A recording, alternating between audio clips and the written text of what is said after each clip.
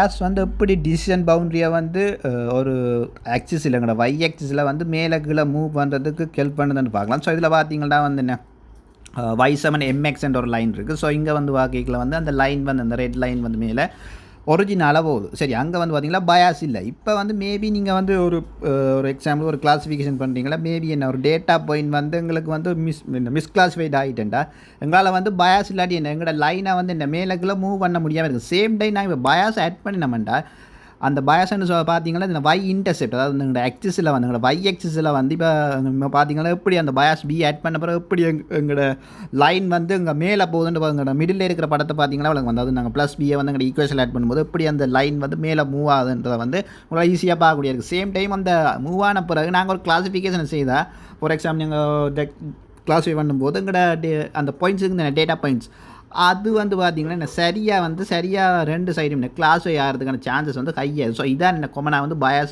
பயாஸை வந்து நாங்கள் யூஸ் பண்ணுறதுக்கான பர்பஸ் இருக்குது. நாங்கள் பயாஸை வந்து இப்படி பெர்செப்டரில் யூஸ் பண்ணுறதுன்ற ஒரு லாங் வீடியோ ஒன்று இருக்குது, கீழே போட்டுவேன், செக் பண்ணி பார்த்தோம்.